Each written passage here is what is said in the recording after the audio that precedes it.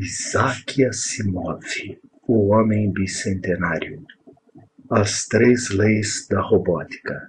Primeira lei: um robô não deve prejudicar um ser humano ou, por inação, permitir que um ser humano sofra algum dano. Segunda lei: um robô deve obedecer às ordens dadas por humanos, exceto quando tais ordens entrarem em conflito com a primeira lei. Terceira e última lei: um robô deve proteger a sua própria existência, desde que tal proteção não esteja em conflito com a primeira e com a segunda lei. Parte primeira. Obrigado, disse Andrew Martin, aceitando o assento que lhe foi oferecido. Sua expressão não revelava uma pessoa encurralada, mas era isso mesmo. Na verdade, seu rosto não revelava nada, pois não revelava outra expressão senão a tristeza em seus olhos. Ele tinha cabelos finos, castanhos claros e lisos, e não havia pelos em seu rosto. Ele parecia recém-barbeado. Ele estava vestido com roupas velhas, vermelhas e aveludadas, antiquadas, mas elegantes. Do outro lado da mesa estava a cirurgião, e a placa de identificação na mesa incluía uma série de letras e números de identificação. Mas Andrew não se preocupou em lê-la. Bastaria chamá-lo de doutor. Quando pode ser feita a operação, doutor? Perguntado. O cirurgião murmurou com aquela nota inalienável de respeito que um robô sempre demonstra pelo ser humano. Não tenho certeza se entendi como ou em quem essa operação deveria ser realizada, senhor.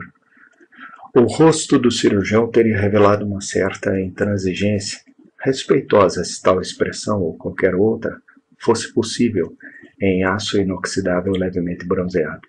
Andrew Martin estudou a mão direita do robô, a mão cirúrgica, que repousava sobre a mesa. Os longos dedos eram artisticamente modelados em curvas metálicas, tão graciosas e apropriadas que era fácil imaginá-los empunhando um bisturi que momentaneamente passaria a fazer parte dos próprios dedos. Em seu trabalho não haveria hesitações, tropeços, tremores ou erros.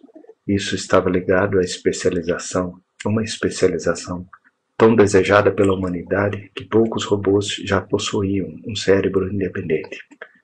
É claro que um cirurgião precisa de um cérebro, mas a capacidade do seu cérebro era tão limitada que ele não reconheceu Andrew.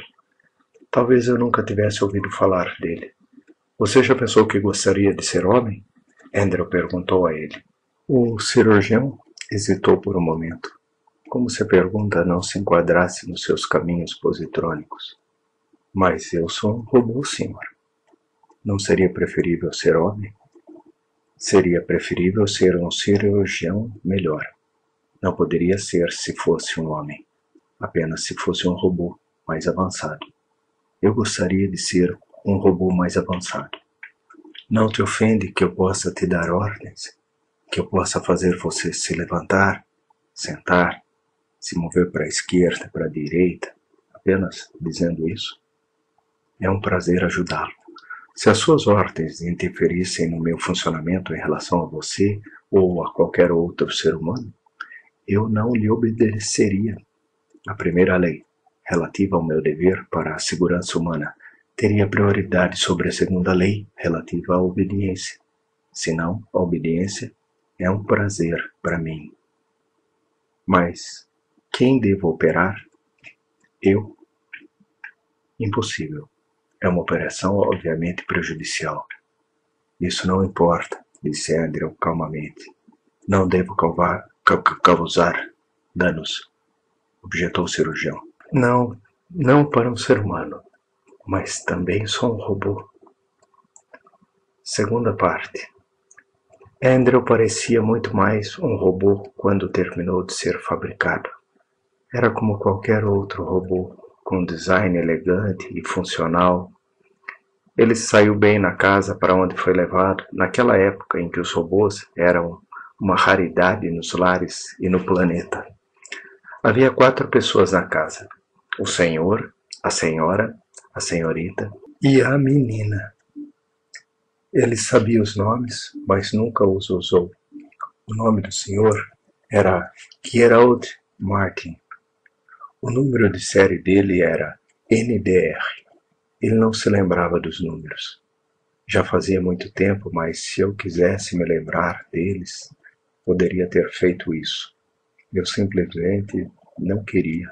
A menina foi a primeira a chamá-lo de Andrew, pois não conseguia pronunciar as letras. Todos faziam o mesmo que ela. A menina viveu até os 90 anos e morreu há algum tempo. Certa vez ele quis chamá-la de senhora, mas ela não deixou. Ela era uma menina até o dia em que morreu. Andrew foi designado para desempenhar funções de manobrista, mordomo e servo. Foram dias experimentais para ele e para todos os robôs em todos os lugares, exceto nas fábricas e estações industriais, exploratórios fora da Terra. Os Martins gostavam dele e muitas vezes o impediam de fazer o seu trabalho porque a senhorita e a menina preferiam brincar com ele. A senhorita foi a primeira a perceber como isso poderia ser resolvido. Ordenamos que você brinque conosco. Você deve obedecer às ordens, disse ela.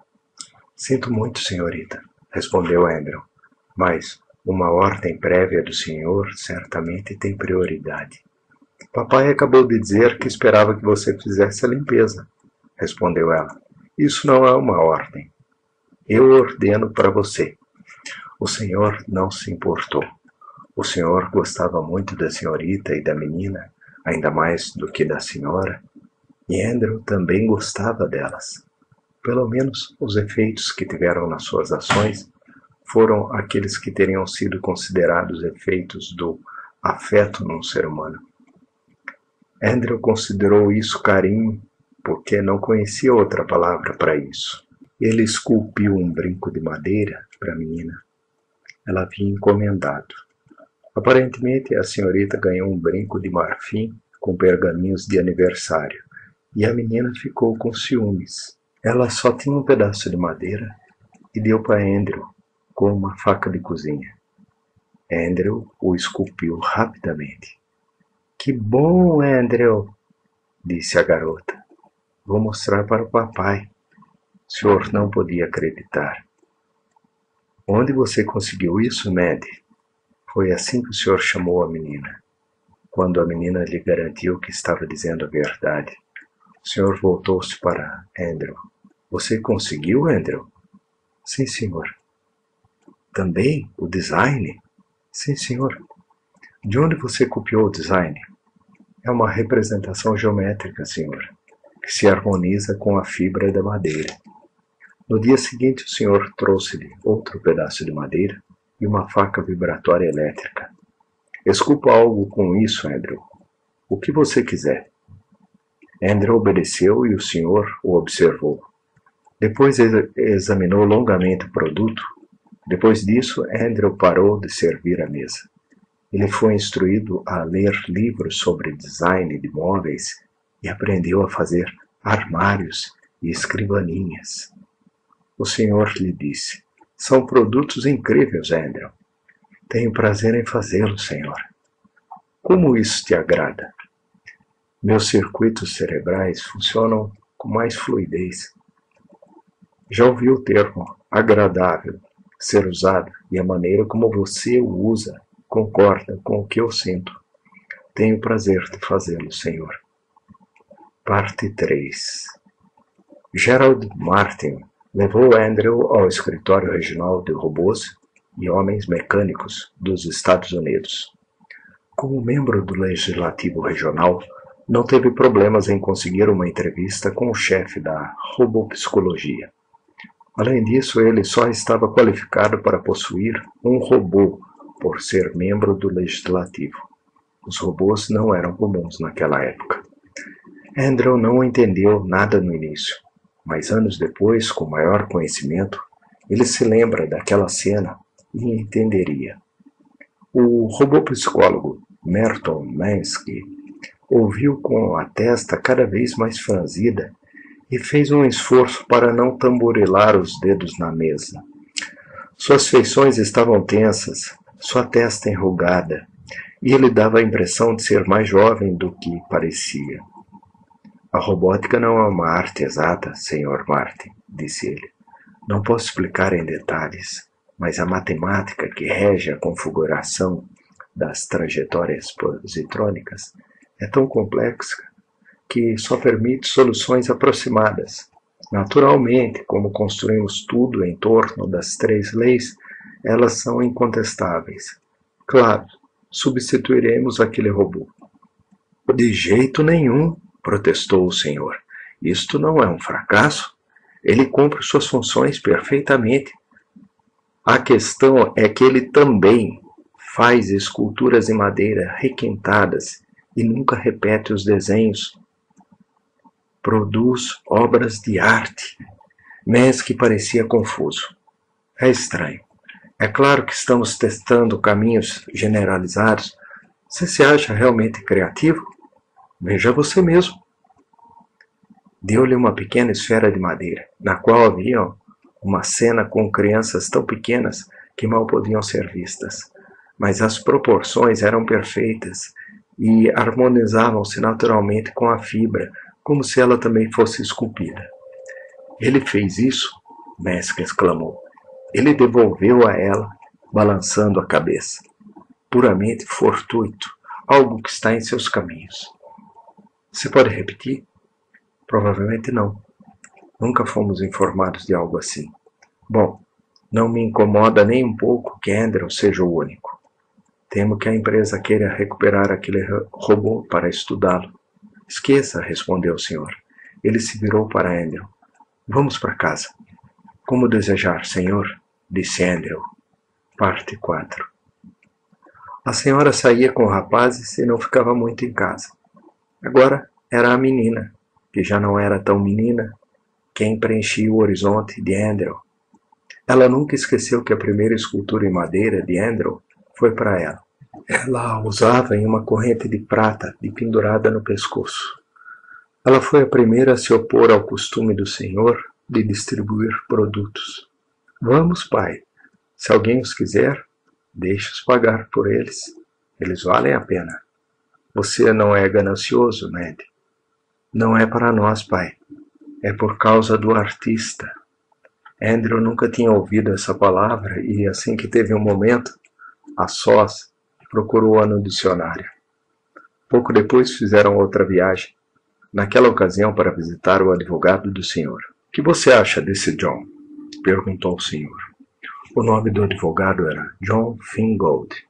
Ele tinha cabelos grisalhos e era barrigudo, e as bordas das lentes de contato eram verdes brilhantes. Ele olhou para a pequena placa que o senhor lhe havia dado. Ela é linda, mas estou ciente. É a escultura de um robô, aquele que você trouxe com você. Sim, é o trabalho do Andrew. Certo. Andrew? Sim, senhor. Quanto você pagaria por esse, John? Perguntou o senhor. Não sei. Eu não coleciono esses objetos. Você acredita que eles me ofereceram $250 por esta coisinha? Andrew também fez cadeiras que vendi por $500. Os produtos de Andrew nos permitiram depositar $200 mil no banco. Meu Deus, você está deixando você rico, Gerald. Só metade. Metade está numa conta em nome do Andrew Martin. Do robô? Exatamente. E quero saber se é legal. Jurídico. Fingold recostou-se na cadeira, fazendo-a rangir. Não há precedentes, Gerald. Como seu robô assinou os papéis necessários, ele sabe assinar o nome. E eu o levei. Não o levei pessoalmente ao banco. É necessário fazer outra coisa? Fingold semicerrou os olhos por alguns segundos.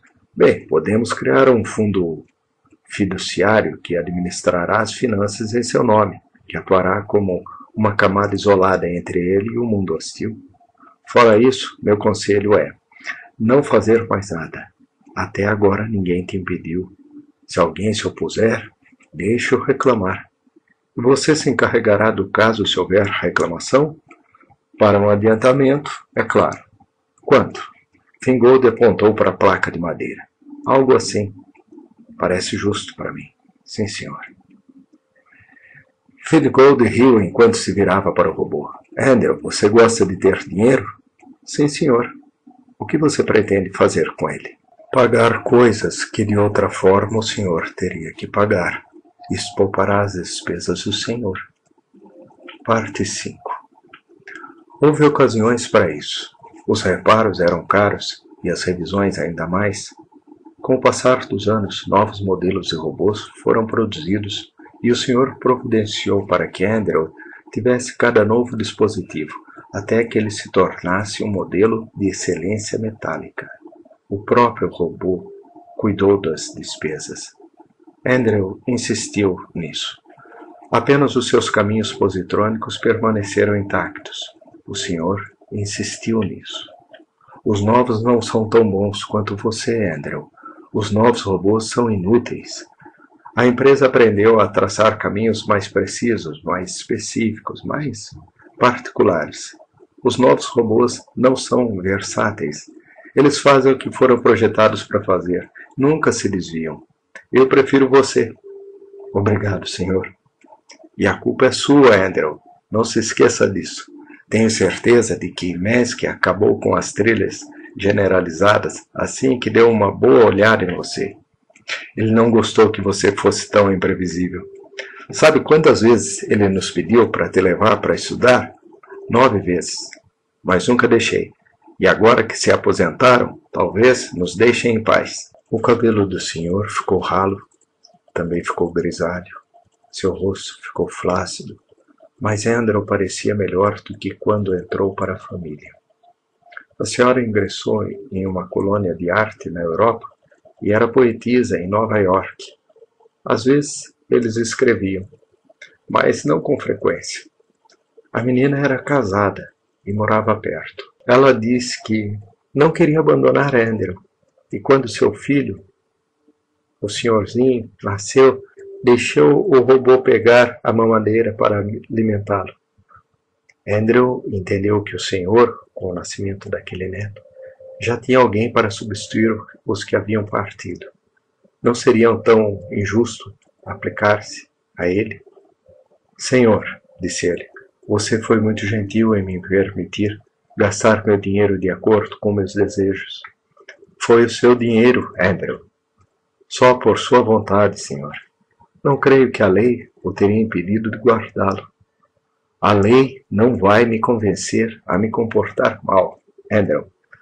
Apesar de todas as despesas e apesar dos impostos, senhor, tenho quase $600 mil. Eu sei, Andrew. Quero entregá-los a você, senhor. Eu não vou aceitá-los, Andrew. Em troca de algo que você possa me dar, senhor. Ah, e o que é isso, Andrew? Minha liberdade, senhor. Você... Quero comprar minha liberdade, senhor. Parte 6. Não foi tão fácil. O senhor corou, pronunciou um "pelo amor de Deus", virou-se e foi embora. Foi a menina quem conseguiu convencê-lo, num tom áspero e desafiador, na frente de Andrew. Durante 30 anos ninguém hesitou em falar na sua presença, fosse ele ou não. Era apenas um robô. Pai, por que você considera isso uma afronta pessoal? Ele ainda estará aqui. Ele continuará a ser leal a você. Ele não consegue evitar. Ele está embutido. Tudo o que ele quer é um formalismo verbal. Ele quer ser chamado de livre. É tão terrível. Você não mereceu? Nossa, ele e eu conversamos sobre isso há anos. Então, há anos? Sim, uma e outra vez ele tem adiado por medo de machucar você. Eu disse a ele para perguntar a você. Ele não sabe o que é liberdade. É um robô. Pai, você não o conhece. Ele leu tudo na biblioteca. Não sei o que ele sente por dentro, mas também não sei o que você sente. Quando você fala com ele, ele reage a várias abstrações, assim como você e eu. O que mais conta? Se as reações de alguém são como as nossas, o que mais você poderia pedir? A lei não adotará essa atitude, disse o senhor, obstinadamente, exasperado. Ele se virou para Andrew e disse com voz rouca: Olha, ei, não posso libertá-lo, exceto legalmente. E se isso for a tribunal, você não apenas não será livre, mas a lei saberá oficialmente de sua fortuna. Eles dirão que um robô não tem o direito de ganhar dinheiro. Vale a pena perder seu dinheiro por essa farsa? A liberdade não tem preço, senhor, respondeu Andrew. Só a possibilidade de obtê-la já vale esse dinheiro. Parte 7. O tribunal também poderia pensar que a liberdade não tinha preço. Decidir que um robô não poderia comprá-la, por mais que pagasse, por mais alto que fosse o preço. A declaração do advogado regional, que representou aqueles que tinham apresentado uma ação conjunta para se opor à liberdade de Andrew, foi esta. A palavra liberdade não significa nada quando aplicada a um robô, uma vez que apenas um ser humano poderia ser livre. Repetiu várias vezes, sempre que lhe pareceu apropriado, lentamente movendo as mãos ao som das palavras. A menina pediu permissão para falar em nome de Andrew. Eles a chamavam pelo nome completo, que Andrew nunca tinha ouvido antes. Amanda Laura Martin Charney. Pode depor. Obrigada, meritíssimo. Não sou advogada e não sei falar direito, mas espero que todos prestem atenção ao significado e ignorem as palavras. Vamos entender o que significa ser livre, no caso de Andrew. De certa forma, já é. Já se passaram pelo menos 20 anos desde que um membro da família Martin lhe ordenou que fizesse algo que ele não teria feito por sua própria vontade. Mas, se quisermos, podemos ordenar-lhe qualquer coisa e expressá-lo da forma mais rude possível, porque é uma máquina e nos pertence. Por que ele deveria permanecer nessa situação, quando nos serviu por tanto tempo e com tanta lealdade, ganhou tanto dinheiro para nós? Ele não nos deve mais nada. Os devedores somos nós. Mesmo que fôssemos legalmente proibidos de submeter Andrew à servidão involuntária, ele nos serviria voluntariamente. Conceder-lhe liberdade será apenas um truque verbal, mas significaria muito para ele. Eu daria tudo a ele, não nos custaria nada. Por um momento pareceu que o juiz estava contendo um sorriso. Compreendo seu argumento, senhorita Charney. A verdade é que a este respeito não existe lei ou precedente obrigatório. No entanto, existe uma suposição tática de que apenas os seres humanos podem desfrutar da liberdade. Posso estabelecer uma nova lei ou submeter-me à decisão de um tribunal superior, mas não posso decidir contra essa suposição. Permita-me questionar o robô. Andrew. Sim, meritíssimo. Foi a primeira vez que Andrew falou no tribunal, e o juiz ficou surpreso com a modulação humana daquela voz. Por que você quer ser livre, Andrew? De que forma isso é importante para você? Você gostaria de ser um escravo? Meritíssimo. Mas você não é um escravo. Você é um bom robô, um grande robô, pelo que me disseram, capaz de expressões artísticas incomparáveis. O que mais você poderia fazer se fosse livre? Talvez eu não pudesse fazer mais do que faço agora, meritíssimo, mas eu faria com maior alegria. Acredito que só quem deseja liberdade pode ser livre. Eu quero liberdade. Isso deu ao juiz uma justificativa. O argumento central de sua frase foi: Não há direito de negar a liberdade a qualquer objeto que possua uma mente tão avançada a ponto de compreender e desejar esse estado. O Tribunal Mundial posteriormente manteve a decisão. Parte 8. O senhor ainda estava chateado. Seu tom de voz áspero fez Andrew sentir como se estivesse em curto-circuito. Eu não quero o seu maldito dinheiro, Andrew. Só aceito porque senão você não se sentiria livre. A partir de agora, você pode escolher suas tarefas, realizá-las como quiser. Não lhe darei ordens, exceto essa. Faça o que quiser. Mas ainda sou responsável por você. Isso faz parte da sentença do juiz. Espero que você entenda. Não seja irascível, pai, interrompeu a menina. A responsabilidade não é um grande fardo. Você sabe que não terá que fazer nada. As 3 leis ainda estão em vigor. Então, em que sentido ele é livre? Os seres humanos não estão sujeitos às suas leis, senhor. Não vou discutir, disse o senhor. Ele saiu e Andrew ouviu com pouca frequência a partir de então. A menina ia muitas vezes vê-lo na casinha que lhe fora construída e dada. Não tinha cozinha nem banheiro, só tinha 2 quartos. Um era a biblioteca e o outro servia de armazém e de oficina. Andrew aceitou muitas comissões. Como robô gratuito, trabalhou mais arduamente do que antes, até pagar o custo da casa e o prédio ser legalmente transferido para ele. Um dia o senhorzinho veio vê-lo. Não, George. O senhorzinho insistiu nisso depois da decisão do juiz.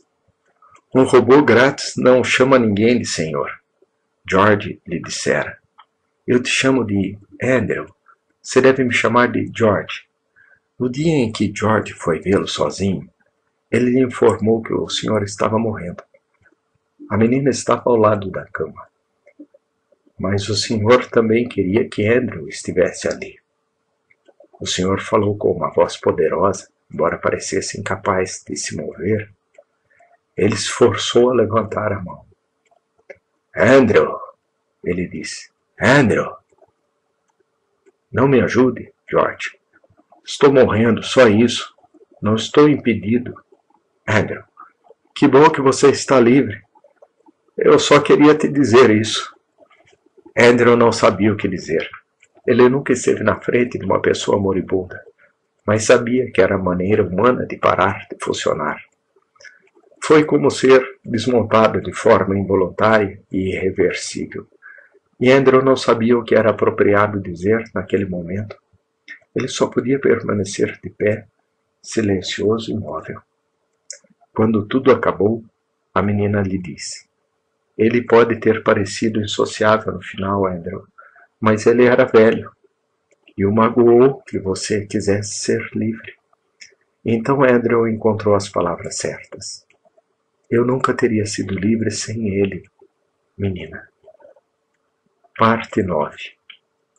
Andrew começou a usar roupas após a morte do senhor. Ele começou vestindo uma calça velha, uma que George havia lhe dado. George já era casado e advogado. Ele se juntou à empresa Feingold. E Feingold, mais velho, já havia morrido há muito tempo, mas sua filha continuou na empresa, que acabou ficando conhecida como Feingold & Martin. Ela manteve esse nome mesmo quando a filha se aposentou e nenhum Feingold a sucedeu. Na época em que Andrew vestiu as roupas pela primeira vez, o sobrenome Martin acabara de ser adicionado à empresa. George se esforçou para não sorrir quando viu vestir as calças pela primeira vez, mas Andrew percebeu o sorriso em seus olhos. George mostrou-lhe como manipular a carga estática para permitir que as calças se abrissem, cobrissem a parte inferior do corpo e fechassem. George demonstrou isso com suas próprias calças, mas Andrew percebeu que demoraria um pouco para imitar a facilidade do movimento. E por que você quer usar calça, Andrew? Disse George. Seu corpo revela-se tão funcional que é uma pena cobri-lo, especialmente quando você não precisa se preocupar com temperatura ou modéstia. E também não cabem bem em metal. Os corpos humanos não são lindamente funcionais, George. No entanto, você os cobre para nos abrigar, para a limpeza, como proteção, como decoração. Nada disso se aplica a você. Sinto-me nu, sem roupa. Eu me sinto diferente, George. Diferente? Andrew, existem milhões de robôs na Terra. Nessa região, segundo o último censo, existem quase tantos robôs como homens. Eu sei, George. Existem robôs que realizam todo tipo de tarefa concebível. E nenhum deles usa roupa. Mas nenhum deles é de graça, George. Nenhum deles é livre. Aos poucos, Andrew melhorou seu guarda-roupa. Ele ficou inibido pelo sorriso de George e pelos olhares das pessoas que lhe deram trabalho. Embora fosse livre, o detalhado programa com que foi construído lhe impunha um certo comportamento diante das pessoas, e ele só era incentivado a avançar aos poucos. A desaprovação direta o irritou durante meses. Nem todos aceitaram a liberdade de Andrew. Ele era incapaz de guardar rancor deles, mas seus processos mentais estavam tendo dificuldades em pensar nisso. Acima de tudo, evitava vestir-se quando pensava que a menina iria visitá-lo. Ela já era uma senhora idosa que muitas vezes morava longe, num clima mais temperado, mas assim que voltou, foi visitá-lo. Em um desses retornos, George disse a ele: "Ela me convenceu, Andrew. Estarei concorrendo ao legislativo no próximo ano. Tal avô, tal neto", diz ela. "Que avô?" Andrew parou, desnorteado. "Quero dizer que eu, o neto, serei como o senhor, o avô que esteve algum tempo no legislativo. Isso seria bom, George, se o senhor ainda estivesse." Ele parou novamente porque não queria dizer. Em operação, não parecia certo. "Vivo." George o ajudou. "Sim, penso no velho monstro de vez em quando." Andrew refletiu sobre essa conversa. Ele percebeu suas limitações linguísticas ao conversar com George. A linguagem mudou um pouco desde que Andrew se tornou um ser com um vocabulário inato.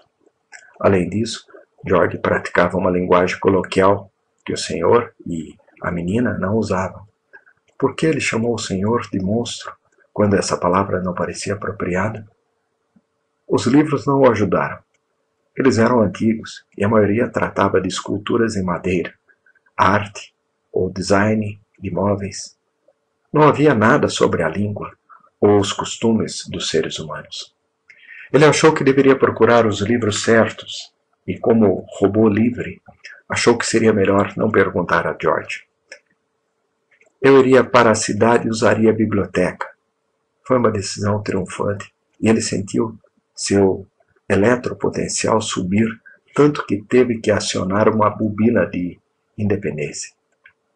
Ele vestiu uma roupa completa, incluindo uma corrente de madeira no ombro. Ele teria preferido o plástico brilhante, mas George lhe dissera que a madeira era mais elegante, que o cedro polido era muito mais valioso. Ele havia percorrido 30 metros quando uma resistência crescente o fez parar. Ele desativou a bobina de independência, mas não foi suficiente. Depois voltou para casa e escreveu cuidadosamente em um pedaço de papel: "Estou na biblioteca." Ele deixou a vista em cima da mesa. Parte 10. Ele não chegou à biblioteca. Ele havia estudado o plano. Ele conhecia o itinerário, mas não o que parecia. Os monumentos naturais não se assemelhavam aos símbolos da planta. Isso o fez duvidar. Finalmente ele pensou que devia estar errado, porque tudo parecia estranho. Ele encontrava algum robô camponês ocasional, mas quando decidiu perguntar, não havia ninguém à vista. Um veículo passou e não parou. Andrew ficou indeciso, então viu 2 seres humanos atravessando o campo. Ele se virou para eles e eles mudaram de rumo para encontrá-lo. Um momento antes eles estavam falando alto, mas ficaram em silêncio. Eles tinham uma expressão que Andrew associava à incerteza humana e eram jovens, mas não muito jovens. 20 anos. Andrew nunca soube como determinar a idade dos humanos. Senhores, poderiam me mostrar o caminho para a biblioteca municipal? Um deles, o mais alto dos dois, que usava um chapéu enorme, disse ao outro. É um robô! O outro tinha nariz proeminente e pálpebras grossas. Ele está vestido, comentou. O alto estalou os dedos. É o robô livre. Na casa dos Martins tem um robô que não é de ninguém. Por que mais ele usaria roupas? Pergunta a ele. Você é o robô dos Martins? Eu sou Andrew Martin, senhor. Ok, então tira essas roupas. Robôs não usam roupas. E ele disse para o outro. É nojento. Olha para isso. Andrew hesitou. Já fazia tanto tempo que ele não ouvia uma ordem. Naquele tom de voz, os circuitos da segunda lei ficaram paralisados por um instante. Tire as roupas, repetiu o alto. Eu ordeno a você. Andrew começou a se despir. Jogue-as aí, ordenou o mais alto. Se não pertenço a ninguém, sugeriu aquele de nariz proeminente. Pode ser nossa. De qualquer forma, disse o mais alto, quem vai se opor ao que fazemos? Não estamos danificando nenhuma propriedade? E ele disse a Andrew, apoie-se na sua cabeça. Cabeça não serve para... Ele gaguejou. É uma ordem. Se você não sabe como fazer, experimenta. Andrew hesitou novamente e depois colocou a cabeça no chão. Ele tentou levantar as pernas, caiu pesadamente. Fica quieto, ordenou mais alto. E ele disse ao outro, podemos desmontar. Você já desmontou um robô? Você nos deixa fazer isso? Como poderia evitar isso? Andrew não tinha como impedir, se recebesse ordens de não resistir. A segunda lei, a da obediência, teve prioridade sobre a terceira lei, a da sobrevivência. De qualquer forma, ele não poderia se defender sem feri-los. Isso significaria violar a primeira lei. Ao pensar nisso, suas unidades motoras estremeceram levemente e Andrew ficou ali tremendo. O alto empurrou-o com o pé. É pesado. Acho que precisaremos de ferramentas para esse trabalho. Poderíamos ordenar que ele se desmantelasse. Seria divertido vê-lo tentar. Sim, concordou mais alto, pensativo. Mas vamos tirá-lo do caminho. Se alguém vier... Já era tarde demais. Alguém estava vindo e era George. Andrew o viu atravessar uma colina ao longe. Ele gostaria de fazer um sinal para ele, mas a última ordem foi para que ele ficasse quieto. George começou a correr, chegou com a respiração suspensa. Os dois jovens deram alguns passos para trás. Andrew, aconteceu alguma coisa? Estou bem, George. Então, levante-se. O que há de errado com suas roupas? Este é o seu robô, amigo? Perguntou o alto. Não é robô de ninguém. O que aconteceu aqui? Pedimos educadamente para que ele tirasse a roupa, porque isso te incomoda. Se não é seu, o que eles estavam fazendo, Andrew? Eles pretendiam me desmembrar. Eles estavam prestes a me levar para um lugar tranquilo para ordenar que eu me desmontasse. George virou-se para eles. Seu queixo tremia. Os dois jovens não recuaram mais. Eles sorriram. O que você está planejando fazer, gordo? Disse o alto, em tom zombeteiro. Nos atacar? Não, não há necessidade. Esse robô vive com minha família há mais de 70 anos. Ele nos conhece, nos estima mais do que qualquer outra pessoa. Direi a ele que vocês dois estão me ameaçando e querem me matar. Vou pedir que ele me defenda. Entre você e eu, ele me escolherá. Você sabe o que acontecerá com você quando ele te atacar? Os dois jovens recuaram de medo. Andrew, estou em perigo, porque esses dois querem me machucar. Vai até eles. Andrew obedeceu e os dois jovens não esperaram. Eles seguiram em frente. Tudo bem, Andrew. Acalme-se, disse George, um pouco envergonhado, já que não tinha mais idade para brigar com um jovem, muito menos com dois. Eu não poderia tê-los machucado, George.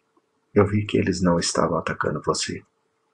Eu não ordenei que você os atacasse, apenas que fosse em direção a eles. Seu medo fez o resto. Como eles podem ter medo de robôs? É uma doença humana, da qual ainda não fomos curados. Mas isso não importa. O que diabos você está fazendo aqui, Andrew? Eu estava prestes a voltar e alugar um helicóptero quando te encontrei. Como você decidiu ir à biblioteca? Eu teria trazido os livros de que você precisa. Eu sou um robô livre. Sim, tudo bem. O que você queria da biblioteca? Quero saber mais sobre o ser humano, sobre o mundo, sobre tudo. E sobre os robôs, George. Quero escrever uma história dos robôs. Ok, vamos para casa. E pega suas roupas, Andrew. Há 1 milhão de livros sobre robótica e todos incluem histórias da ciência. O mundo não está apenas saturado de robôs, mas também de informações sobre eles. Andrew balançou a cabeça, um gesto humano que ele havia adquirido recentemente. Não estou falando de uma história da robótica, George, mas de uma história dos robôs, escrita por um robô.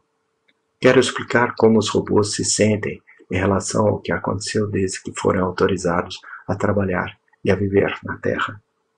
George ergueu as sobrancelhas, mas não disse nada. Parte 11. A menina já tinha mais de 83 anos, mas não havia perdido energia nem determinação. Ela usava bengala mais para gesticular do que para se apoiar. Ela ouviu a história com raiva. É horrível, George. Quem eram esses rufiões? Não sei. O que isso importa? No final, eles não causaram nenhum dano. Mas eles poderiam ter causado isso. Você é advogado, George, e se desfruta de uma boa posição é devido ao talento de Andrew. O dinheiro que ele ganhou é a base de tudo que temos aqui. Ele dá continuidade a esta família e eu não permitirei que ele seja tratado como um brinquedo de corda. O que você quer que eu faça? Mãe, eu disse que você é advogado. Não está me ouvindo? Preparar uma ação constitucional, forçar os tribunais regionais a declarar os direitos dos robôs, fazer com que o legislativo aprove as leis necessárias e levar o assunto ao Tribunal Mundial, se necessário? Estarei observando, George, e não tolerarei hesitações. Ela falava sério, e o que começou como uma forma de aplacar aquela velha formidável se formou em um assunto complexo, tão emaranhado que chegou a ser interessante.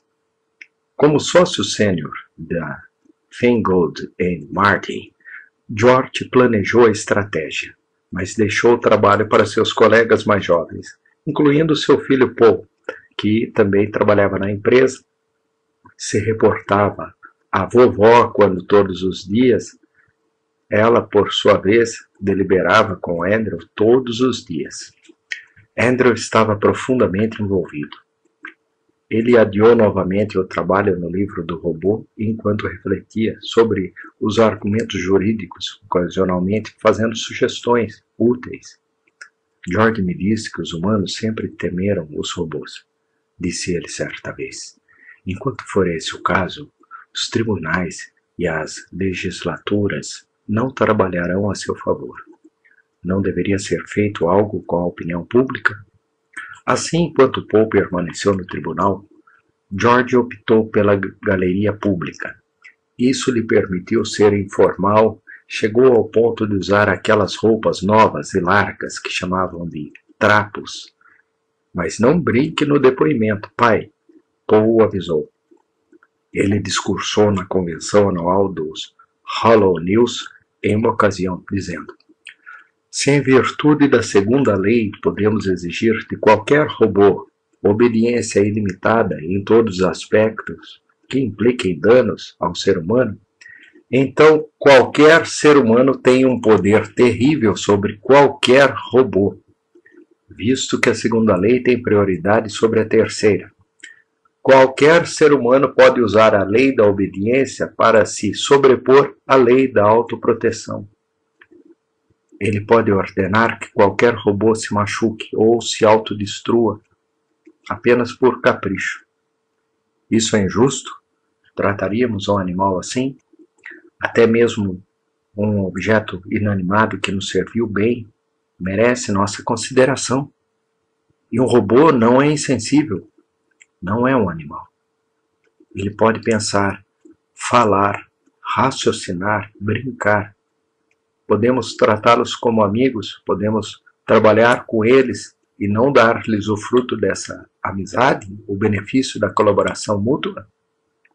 Se um ser humano tem o direito de dar a um robô qualquer ordem que não prejudique um ser humano, ele deve ter a decência de não dar a um robô qualquer ordem que possa prejudicar um robô, a menos que a segurança o exija. Com grandes poderes, vêm grandes responsabilidades. Se os robôs têm 3 leis para proteger os homens, será pedir demais que os homens tenham algumas leis para proteger os robôs? Andrew estava certo. A batalha para conquistar a opinião pública foi a chave nos tribunais e no legislativo. No final foi aprovada uma lei que impunha condições, segundo as quais eram proibidas ordens prejudiciais para os robôs.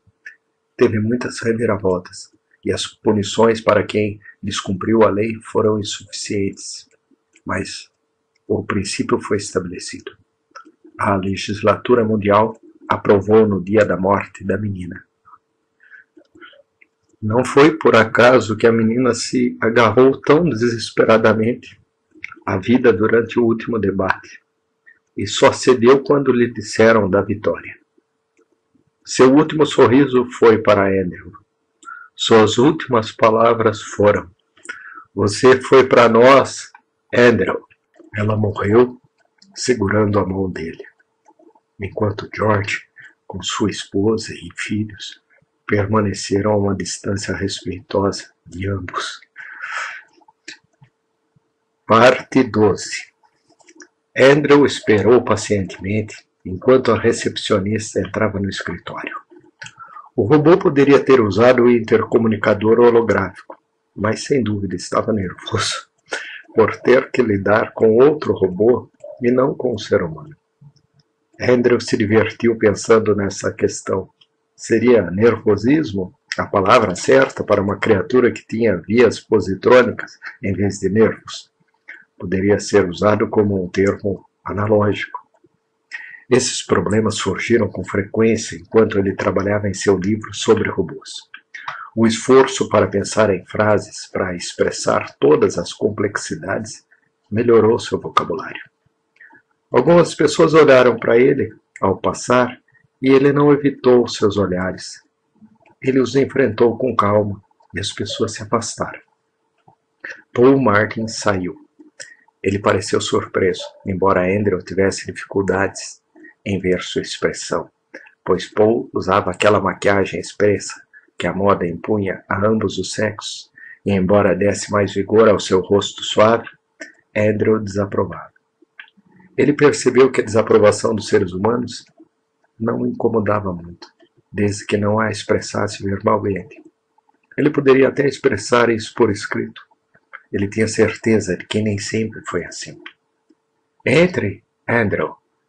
Sinto muito por fazer você esperar, mas tinha uma tarefa para terminar. Entra. Você me disse que queria falar comigo, mas eu não sabia que você queria falar comigo aqui. Se você estiver ocupado, Paul, estou disposto a esperar. Paul observou o jogo de sombras inconstantes no mostrador da parede que servia de relógio. Tenho algum tempo. Você veio sozinho? Aluguei um carro. Algum problema? Paul perguntou com certa ansiedade. Eu não estava esperando nada.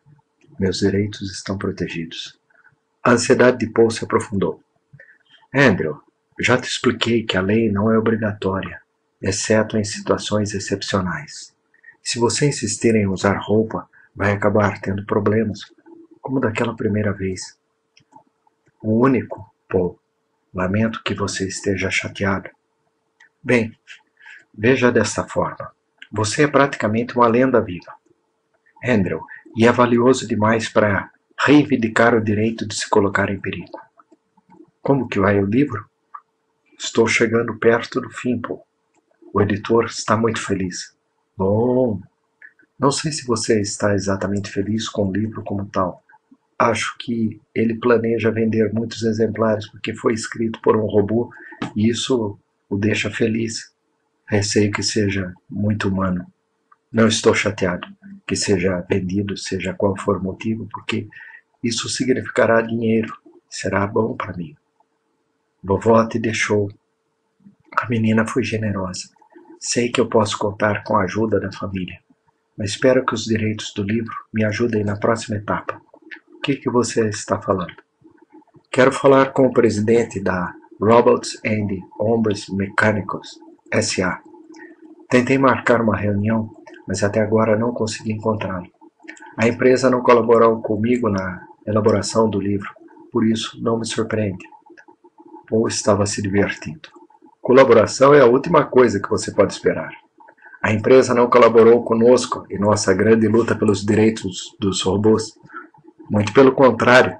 Você entende por quê? Se você der direito aos robôs, as pessoas podem não querer comprá-los. Mas se você ligar, pode me conseguir uma entrevista. Eles têm tão pouca simpatia por mim quanto por você, Andrew. Talvez você possa sugerir que a empresa Feingold & Martin está disposta a iniciar uma campanha para fortalecer ainda mais os direitos dos robôs. Isso não seria mentira, Andrew? Sim, Paul. E não posso mentir. É por isso que você deveria ligar. Ah, você não pode mentir, mas pode me instigar a mentir. Certo? Você está se tornando mais humano, Andrew. Parte 13. Não foi fácil, apesar da fama de Paul, mas finalmente foi alcançado.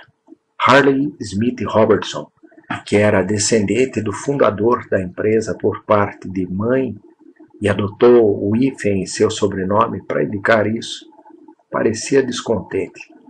Ele estava se aproximando da idade de aposentadoria e a questão dos direitos dos robôs dominou seu mandato como presidente. Seu cabelo grisalho estava achatado, seu rosto estava sem maquiagem.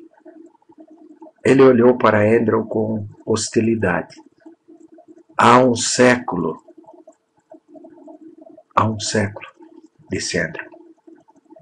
Um certo Merton Mansky, desta empresa, disse-me que a matemática que governava o enredo das trajetórias positrônicas era tão complexa que só permitia soluções complexas, e, portanto, minhas habilidades não eram de todo previsíveis. Isso foi há um século. Smith Robertson hesitou por um momento. Em seguida acrescentou em tom frio. Não é mais assim. Nossos robôs são construídos e treinados com precisão para executar suas tarefas. Sim, concordou Paul, que estava lá para garantir que a empresa agisse de maneira justa. E o resultado é que minha recepcionista precisa de conselhos sempre que se desvia de uma tarefa convencional. Você ficaria mais chateado se improvisasse, respondeu Smith Robertson. Então vocês não fabricam mais robôs como eu, flexíveis e adaptáveis? Perguntou Andrew. Não. A pesquisa que conduzi para o meu livro, continuou Andrew, indica que sou o robô ativo mais antigo. O mais velho agora e o mais velho sempre. O mais antigo que existirá.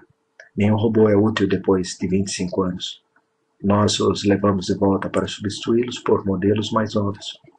Nenhum robô é útil depois de 25 anos da maneira como é feito agora, ressaltou Paul.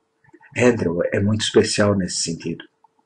Andrew, seguindo o rumo que havia traçado, disse: Como sou o robô mais antigo e flexível do mundo, não sou tão excepcional a ponto de merecer um tratamento especial da empresa? De jeito nenhum, disse Smith Robertson. Essa natureza excepcional é um obstáculo para a empresa. Se você fosse alugado, em vez de ser vendido por uma decisão infeliz, já o teríamos substituído há muito tempo. Mas esse é o ponto, disse Andrew. Sou um robô livre e sou meu próprio mestre. Portanto, venho até você para pedir que me substitua. Você não pode fazer isso sem o consentimento do proprietário.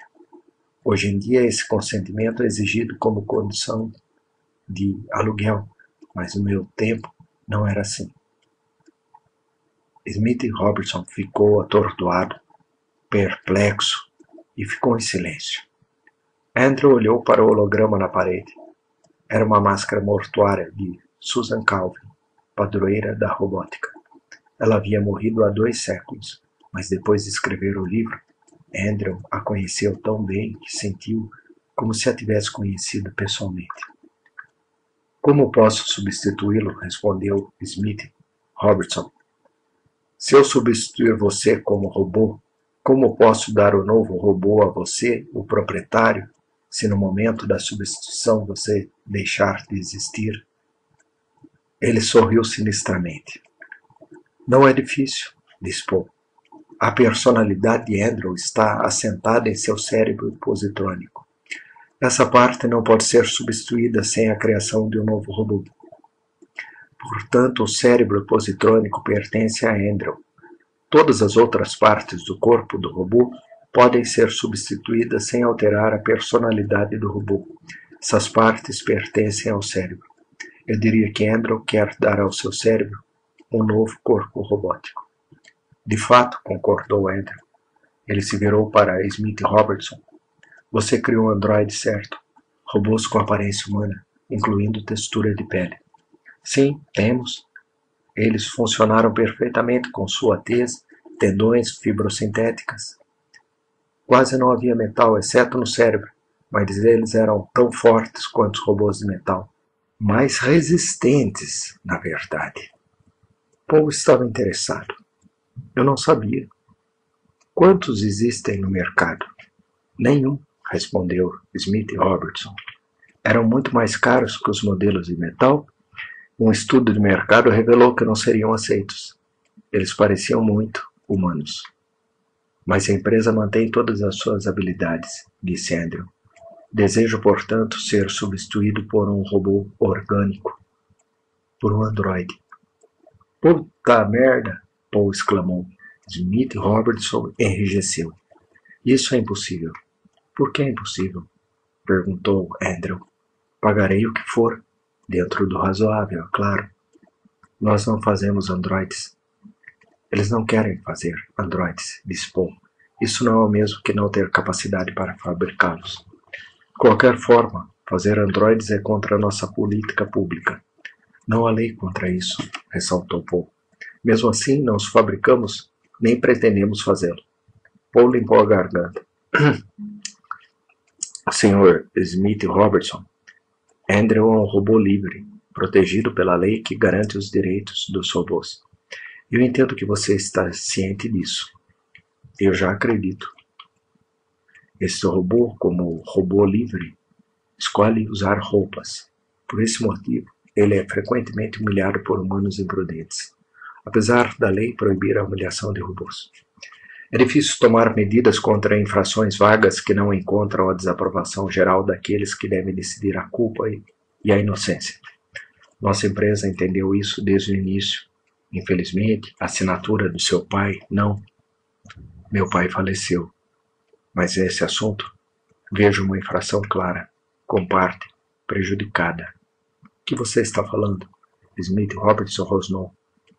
Andrew Martin, que acaba de se tornar meu cliente, é um robô livre, capaz de solicitar a Robots and Mechanical Man o direito de substituição que a empresa concede a qualquer pessoa que possua um robô há mais de 25 anos. Além disso, a empresa insiste que haja substituições. Paul sorriu casualmente. O cérebro positrônico do meu cliente é dono do corpo do meu cliente, que, claro, tem mais de 25 anos. O cérebro positrônico exige a substituição do corpo, se oferece para pagar um preço razoável por um corpo androide como tal. Se você recusar o pedido, meu cliente sofrerá uma humilhação, faremos uma reclamação. Além disso, mesmo que a opinião pública não apoiasse a reivindicação do robô nesse caso, lembro-me que sua empresa não é popular. Mesmo quem mais usa robôs e se aproveita deles, desconfia da empresa. Isso pode ser um resquício de tempos em que os robôs eram muito temidos. Pode ser ressentimento contra o poder e a riqueza dos robôs e dos homens mecânicos que detêm o monopólio mundial. Seja qual for a causa, o ressentimento existe, e acredito que você preferirá não ir a julgamento, visto que meu cliente é rico e viverá muitos séculos, o que lhe permitirá prolongar a batalha para sempre. Smith Robertson estava corando. Você está tentando me forçar a... Não estou forçando você a fazer nada. Se desejar rejeitar o pedido razoável do meu cliente, você pode fazê-lo. Nós iremos embora sem dizer mais nada. Mas iremos processar, como é nosso direito, e no longo prazo você perderá. Bem, começou Smith Robertson e ficou em silêncio. Vejo que você vai aceitar. Ele pode ter dúvidas, mas no final aceitará. Vou te dar outro esclarecimento. Se ao transferir o cérebro positrônico do meu cliente de seu corpo atual para o corpo orgânico, ocorrer algum ferimento, por menor que seja, não descansarei até que tenha arruinado sua empresa. Se necessário, farei todo o possível para mobilizar a opinião pública contra si, caso uma via no cérebro platina irídio do meu cliente seja danificada. Você concorda, Andrew? Andrew hesitou. Era como provar a mentira, a chantagem, os maus tratos e a humilhação de ser um ser humano. Mas não há dano físico, foi dito. Não há dano físico. Finalmente, ele conseguiu dizer um tímido sim. Parte 14. Foi como ser reconstruído. Durante dias, semanas, meses, Andrew se sentia uma pessoa diferente. As ações mais simples o faziam vacilar. Paul estava frenético. Você se machucou, Andrew? Teremos que entrar com uma ação judicial. Não faça isso, disse Andrew muito lentamente. Você nunca será capaz de tentar. Premeditação? Premeditação. Além disso, já me sinto mais forte. Melhor. É o tremendo trauma. Afinal, tal operação nunca foi praticada antes.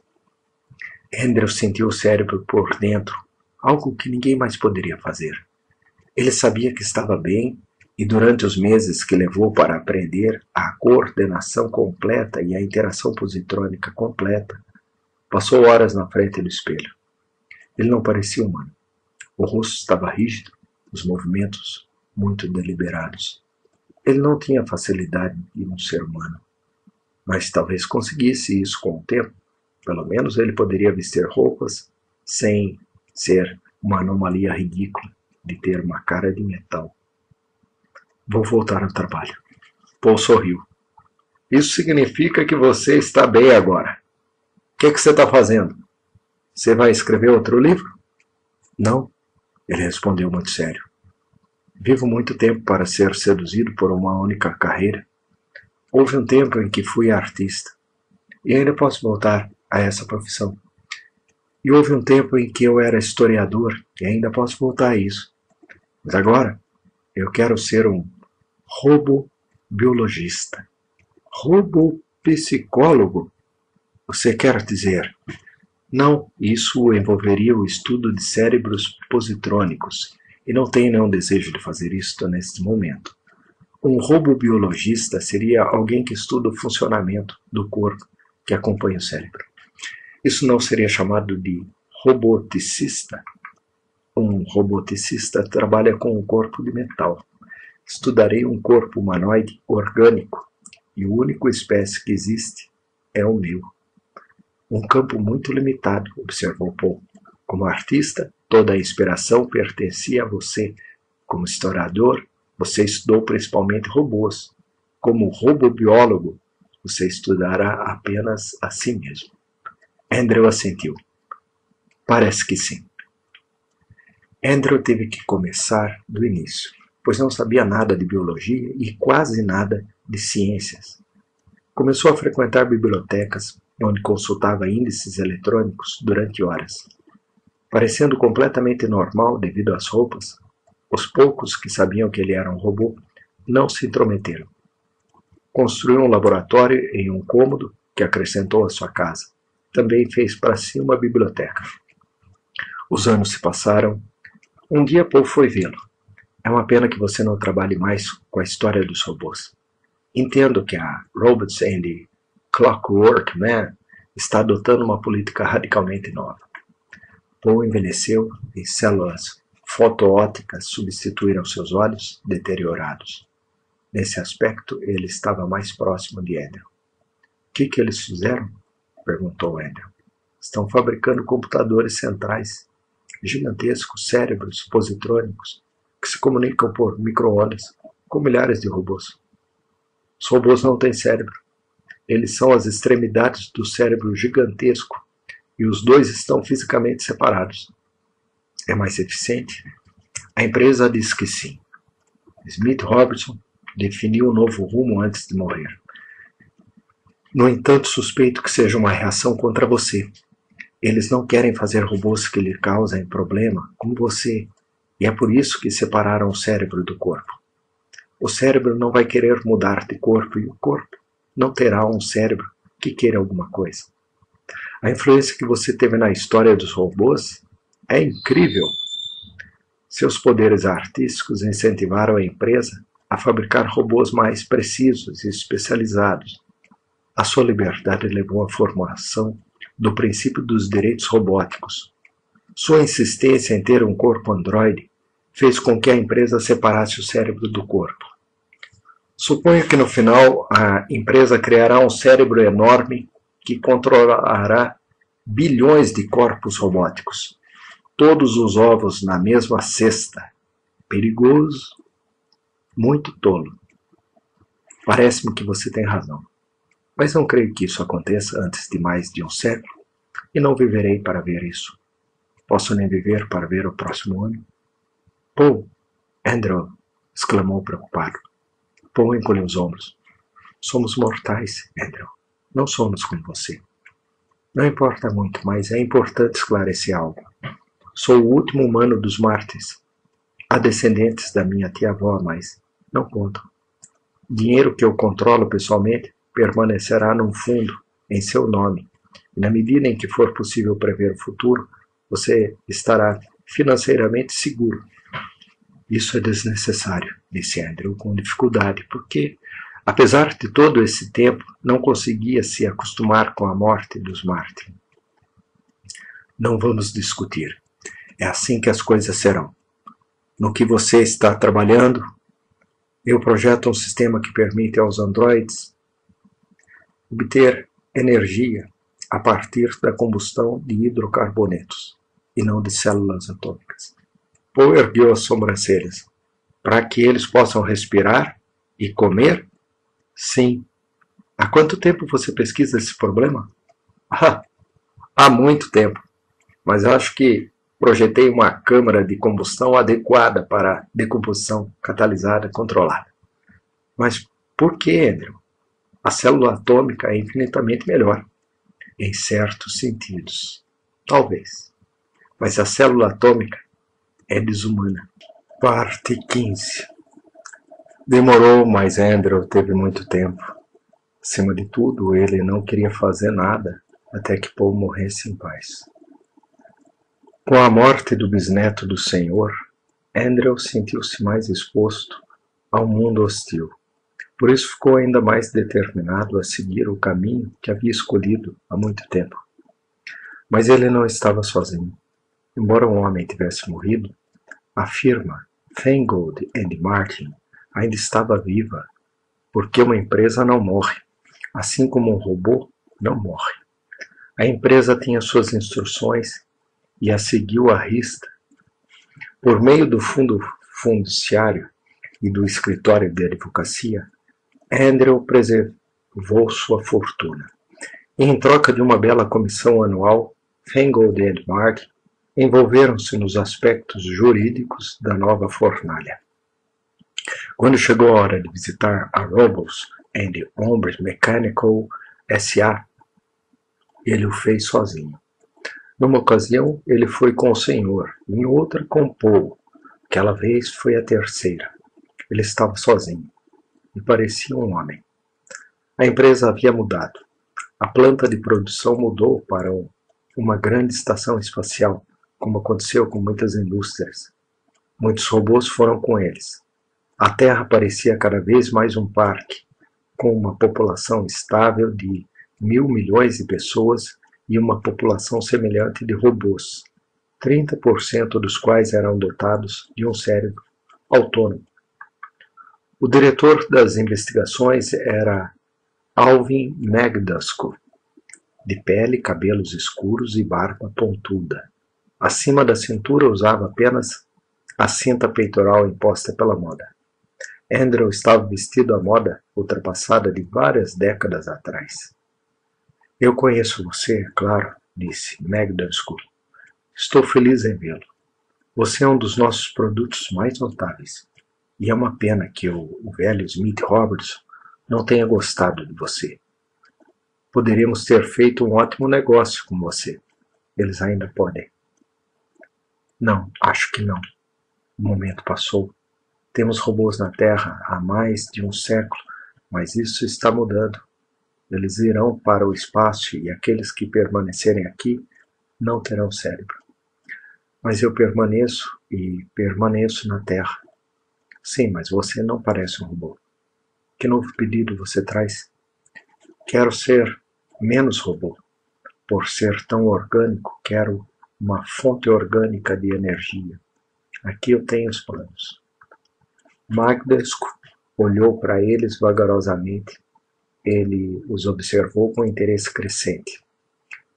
É extremamente engenhoso. Quem inventou tudo isso? Eu. McDusky olhou para ele. Iria envolver uma reconstrução total do corpo e seria experimental, já que nunca foi tentado. Aconselho você a não fazer isso, a ficar como está. O rosto de Andrew tinha uma capacidade expressiva limitada, mas ele não escondia sua impaciência. Professor McDusky, você não entende. Você não tem escolha a não ser concordar com meu pedido. Se esses dispositivos puderem ser incorporados ao meu corpo, também poderão ser incorporados aos corpos humanos. A tendência de prolongar a vida humana por meio de próteses vem ganhando espaço. Não existem dispositivos melhores do que aqueles que projetei e continuo projetando. Eu controlo as patentes através da Feingold Embark. Somos capazes de montar uma empresa para desenvolver próteses que podem acabar gerando seres humanos com muitas das propriedades dos robôs. Seu negócio será afetado. No entanto, se você me operar agora e concordar em fazê-lo, em circunstâncias semelhantes no futuro, receberá uma taxa pelo uso de patentes e pelo controle da tecnologia robótica e protética humana. A renda inicial só será concedida quando a primeira operação for realizada e quando tiver decorrido tempo suficiente para demonstrar o sucesso da mesma. A primeira lei não criou quaisquer inibições face às severas condições que impunha ao ser humano. Ele havia aprendido que o que parecia crueldade poderia se transformar em bondade no longo prazo. McDusky ficou pasmo. Não sou eu quem deveria decidir sobre tal assunto. É uma decisão da empresa e levará tempo. Posso esperar um tempo razoável, disse Andrew, mas apenas um tempo razoável. E ele pensou com satisfação que o próprio Paul não poderia ter feito melhor. Parte 16. Foi apenas um período de tempo razoável e a operação foi um sucesso total. Eu me opus a esta operação, Andrew, disse-lhe McDusky, mas não por causa do que você pensa. Ele não era contra o experimento se fosse outro. Detestei pôr em perigo o seu cérebro positrônico. Agora que temos vias positrônicas que interagem com vias nervosas simuladas, poderia ser difícil resgatar o cérebro intacto caso o corpo se deteriorasse. Tive confiança na capacidade pessoal da empresa. E agora eu posso comer. Bem, você pode tomar um gole de azeite. Isso significa que a câmara de combustão deverá ser limpa de vez em quando, como já explicamos. É um fator desconfortável, eu diria. Talvez se eu não planejasse seguir em frente. A autolimpeza não é impossível. Estou trabalhando em um dispositivo que irá manusear alimentos sólidos, que incluam peças não combustíveis. A matéria indigestível, por assim dizer, que fará com que você jogue fora. Então você vai precisar de 1 ano. Seu equivalente. O que mais, Andrew? Todo o resto. Também genitais? Na medida em que concordem com meus planos. Meu corpo é uma tela onde pretendo desenhar. Magdesco esperou que ele terminasse a frase, mas à medida que a pausa se arrastava, ele decidiu encerrar ele mesmo. Um homem? Veremos, disse Andrew simplesmente. É uma ambição contraditória, Andrew. Você é muito melhor que um homem. Você está piorando desde que optou por se tornar orgânico. Meu cérebro não foi danificado. Não, claro que não. Mas, Andrew, as novas descobertas protéticas que tornaram possíveis as suas patentes são comercializadas em seu nome. Você é reconhecido como grande inventor e homenageado por isso, assim como é. Por que você quer arriscar mais seu corpo? Andrew não respondeu. As homenagens vieram, aceitou nomeações para diversas instituições culturais, incluindo uma dedicada à nova ciência que criou, que ele chamou de robobiologia, mas foi chamada de protetologia. No 150º aniversário de sua fabricação, foi realizado um jantar de homenagem do Roberts and Mechanical Man S.A. Andrew viu alguma ironia nisso, não mencionou. Alvan Magdescu, já aposentado, presidiu o jantar. Ele tinha 94 anos e ainda estava vivo porque tinha próteses que, entre outras coisas, cumpriam as funções do fígado e dos rins. O jantar atingiu o clímax quando Magdescu, após um breve e emocionante discurso, ergueu a taça para brindar ao robô sesquicentenário. Andrew teve os tendões do rosto remodelados a ponto de poder expressar uma série de emoções, mas se comportou de maneira passiva durante toda a cerimônia. Ele não gostava de ser um robô do sesquicentenário. Parte 17. A protetologia permitiu que Andrew deixasse a Terra. Nas décadas que se seguiram à celebração do sesquicentenário, a Lua tornou-se um mundo mais terrestre que a Terra em todos os aspectos, exceto na gravidade, um mundo que albergava uma densa população nas suas cidades subterrâneas. Lá as próteses tiveram que levar em conta a menor gravidade. E Andrew passou 5 anos na Lua, trabalhando com especialistas locais, para fazer as adaptações necessárias. Quando não estava trabalhando, ele vagava entre os robôs, que o tratavam com a cortesia robótica devida a um homem. Ele retornou à Terra, que era monótona e pacífica em comparação, e foi aos escritórios de Feingold & Martin para anunciar seu retorno. O então diretor da empresa, Simon DeLong, ficou surpreso. Ouvimos dizer que você estava voltando, Andrew, disse ele, quase chamando-o de Sr. Martin, mas não esperávamos até a próxima semana. Fiquei impaciente. Andrew retrucou, ansioso para ir direto ao ponto. Na Lua, Simon, comandei uma equipe de investigação de 20 cientistas humanos. Eu lhes dei ordens que ninguém questionou. Os robôs lunares me trataram como um ser humano. Então por que não sou um ser humano? DeLong adotou uma expressão cautelosa. Querido Andrew, como você acabou de explicar, tanto os robôs quanto os humanos tratam você como se fosse um ser humano. Portanto, você é um ser humano de fato. Não me basta ser um ser humano de fato. Quero não apenas ser tratado como tal, mas também legalmente identificado como tal. Quero ser um ser humano de verdade. Isso é diferente.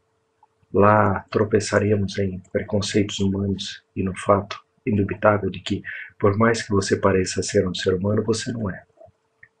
E em que sentido?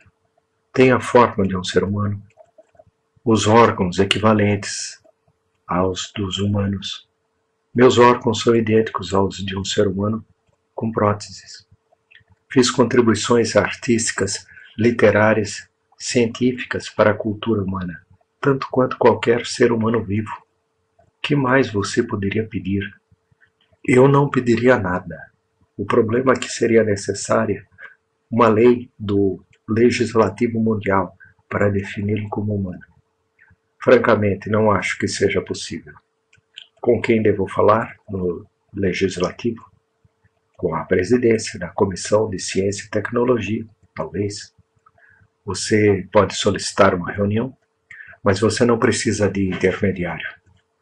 Com o seu prestígio, não, você cuida disso. Andrew nem pensou que estava dando uma ordem ao ser humano. Na Lua ele se acostumou. Quero que saiba que Frangold e Martin me apoiam totalmente nisso. Bem, então, totalmente. Simon. Em 173 anos contribuí muito para esta empresa. No passado, tive obrigações para com outros membros dessa empresa. Agora não. É o contrário. E eu estou reivindicando minha dívida. Vou ver o que posso fazer, disse DeLong. Parte 18. O presidente da Comissão de Ciência e Tecnologia era uma mulher asiática chamada Shi Lin-Sing. Com suas roupas transparentes, que escondiam com brilho o que ela queria esconder, ela parecia estar embrulhada em plástico. Simpatizo com seu desejo de obter plenos direitos humanos, disse-lhe ela. Noutras épocas da história, houve membros da população humana que lutaram para obter plenos direitos humanos. Mas que direitos você pode desejar não ter mais? Algo muito simples. O direito à vida. Um robô pode ser desmontado a qualquer momento e um ser humano pode ser executado a qualquer momento. A execução só pode ser realizada no âmbito da lei. Para me desmantelar não é necessário o julgamento. Basta a palavra de um ser humano que tem autorização para acabar com a minha vida. Além disso, Andrew tentou suprimir seu tom implorante, mas sua expressão e voz, humanizadas, o traíram. A verdade é que eu quero ser homem. Eu desejei isso por 6 gerações de seres humanos. Li Sing olhou para ele com seus olhos escuros. O legislativo pode aprovar uma lei declarando humano. Se necessário, ele poderia aprovar uma lei declarando humanos uma estátua de pedra. Contudo, creio que no primeiro caso serviria tão pouco como no segundo. Os deputados são tão humanos quanto o resto da população. Sempre há suspeitas em relação aos robôs. Mesmo agora, ainda hoje, todos admitiríamos que mereceram o prêmio de seres humanos. Mas o medo de estabelecer um precedente indesejável persistiria. Que precedente? Sou o único robô livre, o único da minha espécie. E outro nunca será feito. Você pode perguntar a robôs e homens mecânicos. Nunca é muito tempo, Andrew. Ou, se preferir, Sr. Martin, porque eu pessoalmente o considero humano. A maioria dos deputados relutará em estabelecer tal precedente, por mais insignificante que possa parecer. Sr. Martin, você tem meu apoio, mas não o aconselho a ter muitas esperanças. Na verdade, ela se recostou na cadeira e franziu a testa. Na verdade, se a discussão esquentar, vai surgir uma certa tendência, tanto dentro quanto fora do legislativo, de favorecer aquela posição que você mencionou antes, de querer desmontá-lo. Livrar-se de você pode ser a maneira mais fácil de resolver o dilema. Pense nisso antes de insistir. Ninguém se lembrará da técnica da protetologia, algo que me pertence quase inteiramente. Vai parecer cruel, mas eles não vão se lembrar disso. Ou em qualquer caso, Eles se lembrarão disso de forma desfavorável.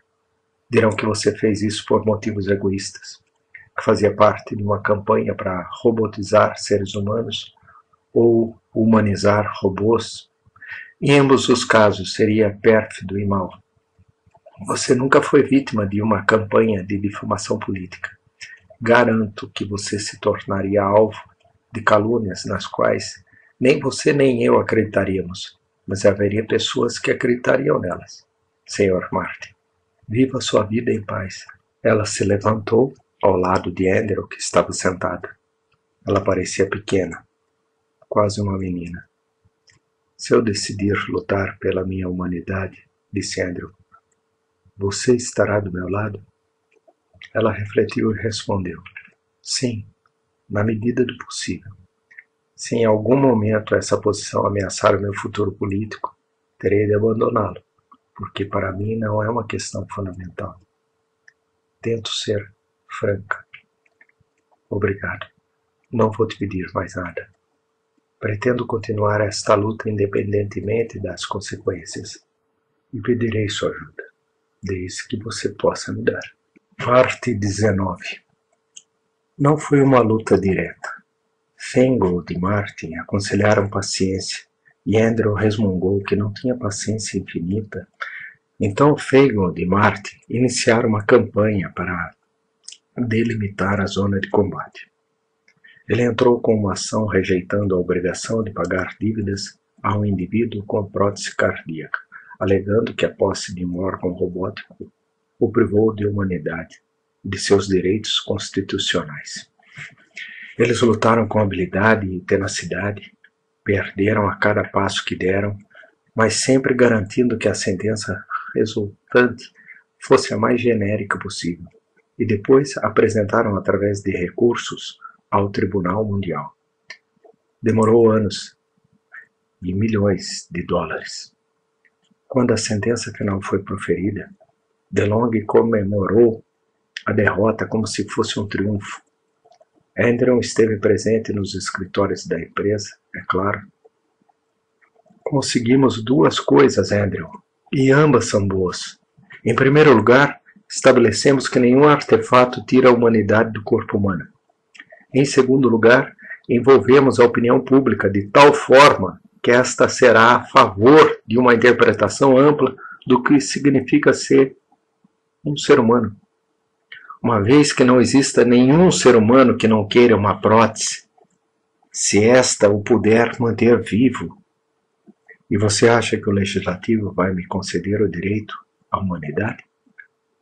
DeLonghi parecia um pouco desconfortável. Quanto a isso, não posso ser otimista. Continua a ser o único órgão que o Tribunal Mundial utilizou como critério de humanidade. Seres humanos têm um cérebro celular orgânico e os robôs têm um cérebro positrônico de platina irídio. Não, Andrew, não faça essa cara. Não temos conhecimento para imitar o funcionamento de um cérebro celular em estruturas artificiais semelhantes ao cérebro orgânico. Por isso não pode ser incluído na frase. Nem mesmo você poderia fazer isso. O que faremos então? Experimente, é claro. O representante Lee Sing estará no nosso lado, assim como um número crescente de deputados. O presidente, sem dúvida, seguirá a opinião da maioria do legislativo sobre o assunto. Temos maioria? Não pelo contrário, mas poderemos consegui-lo se o público expressar o desejo de ser incluído numa interpretação ampla do que significa humanidade. As chances são poucas, mas se você não quer desistir, devemos correr o risco. Não desejo abandonar.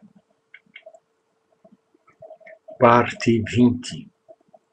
A deputada Lee Sing era muito mais velha do que quando Andrew a conheceu.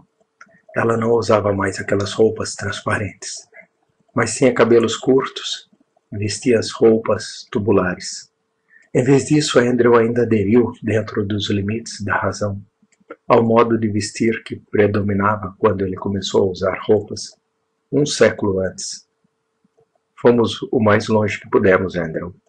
Tentaremos novamente depois do intervalo, mas, francamente, a derrota é certa. Teremos que desistir. Todos esses esforços apenas me renderam uma derrota certa na próxima campanha parlamentar. Eu sei, eu sinto muito. Uma vez você disse que me abandonaria se isso acontecesse. Por que não fez isso? Por que mudei de ideia? Abandonar você se tornou um preço mais alto do que eu estava disposta a pagar pela nova gestão. Então, no Legislativo há mais de um quarto de século. É o suficiente. Não há como fazê-los mudar de ideia, Xi. Eu convenci todas as pessoas razoáveis. O resto, a maioria, não está disposta a abrir mão da sua aversão emocional. A aversão emocional não é uma razão válida para votar a favor ou contra. Eu sei, Andrew, mas o motivo que alegam não é a aversão emocional. Tudo se resume à questão do cérebro, então. Mas será que tudo deve limitar-se a uma oposição entre células e positrons? Não há como impor uma definição funcional? Deveríamos dizer que um cérebro é feito disto ou daquilo? Não podemos dizer que o cérebro é algo capaz de atingir um determinado nível de pensamento? Não vai funcionar. Seu cérebro foi feito pelo homem, o cérebro humano não. Seu cérebro foi construído, o humano se desenvolveu. Para qualquer ser humano que pretenda manter a barreira entre ele e o robô, estas diferenças constituem uma parede de aço com 1 quilômetro de espessura e 1 quilômetro de altura. Se pudéssemos chegar à raiz da sua antipatia, a verdadeira raiz da... Depois de todos esses anos, comentou Li Sing com tristeza, você ainda está tentando argumentar com os seres humanos. Pobre Andrew, não fique bravo, mas é a sua personalidade robótica que o está levando nesta direção. Não sei, disse Andrew. Se eu pudesse enviar... Ele sabia há muito tempo que poderia chegar a esse extremo. Finalmente decidiu consultar o cirurgião. Ele procurou alguém habilidoso o suficiente para a tarefa, que significava um cirurgião robô, já que não podia confiar em um cirurgião humano, nem por sua habilidade, nem por suas intenções.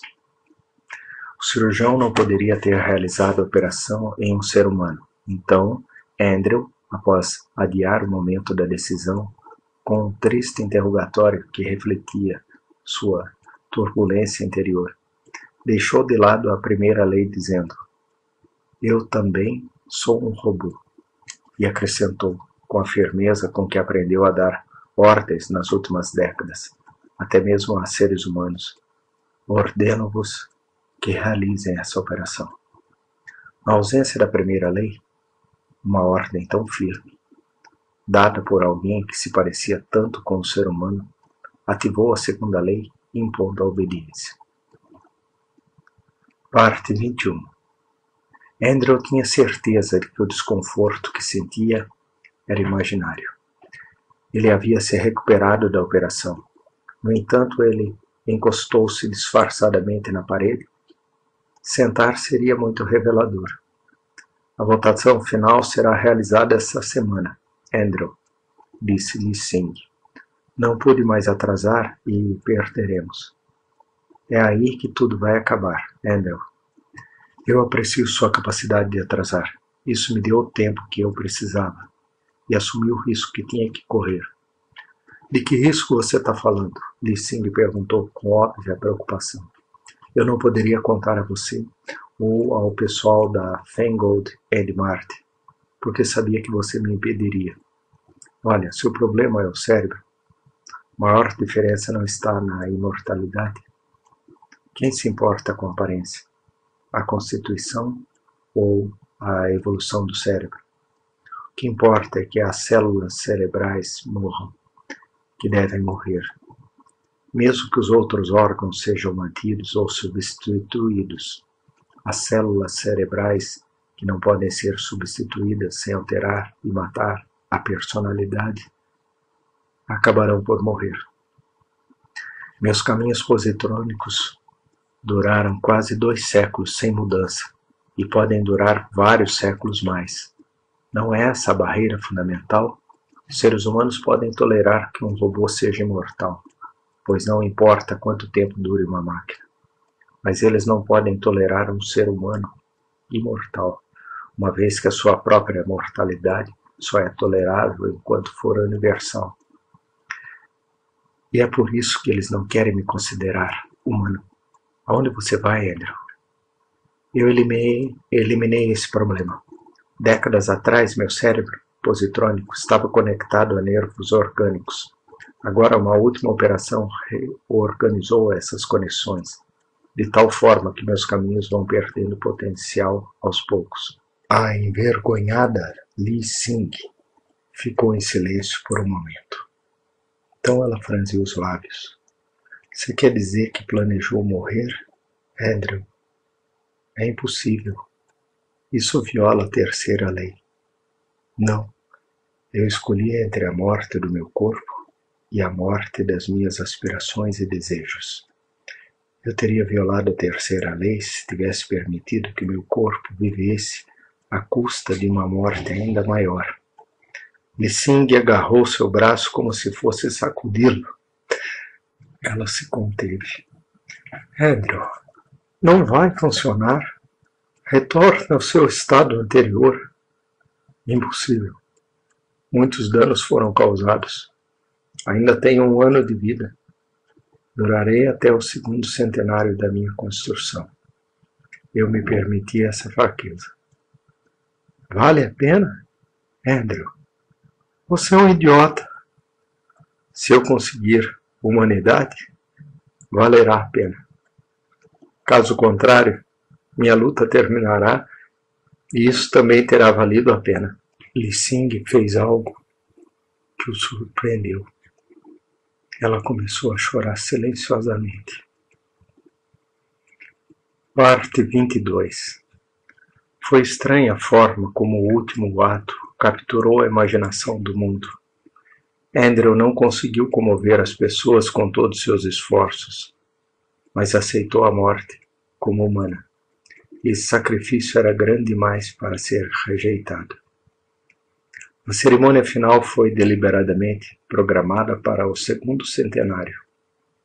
O presidente mundial teria de assinar a lei, torná-la lei, e a cerimônia seria transmitida numa rede global de estações e vista no estado lunar e até na colônia marciana. Andrew estava em uma cadeira de rodas. Ele ainda conseguia andar, mas com grande esforço. Diante dos olhos da humanidade, o presidente mundial disse: 50 anos atrás, Andrew foi declarado robô do sesquicentenário. Fez uma pausa e acrescentou solenemente: hoje, Sr. Martin é declarado o homem do bicentenário. E Andrew, sorrindo, estendeu a mão para apertar a mão do presidente. Parte 23. Andrew estava deitado na cama. Seus pensamentos estavam se dissipando. Ele tentou se agarrar a eles desesperadamente. Um homem. Era um homem. Ele queria estar até seu último pensamento. Ele queria dissolver-se. Morrer como um homem. Ele abriu os olhos e reconheceu Lee Sing, que esperava solenemente. Havia outras pessoas, mas eram apenas sombras irreconhecíveis. Apenas Lee Sing se destacou naquele cenário cada vez mais desfocado. Andrew estendeu a mão e sentiu vagamente o aperto. Ela desapareceu diante de seus olhos, enquanto seus últimos pensamentos se dissipavam. Mas antes que a imagem de Lee Sing desaparecesse completamente, um último pensamento passou pela cabeça de Andrew por um breve momento. A menina, ele sussurrou, tão baixinho.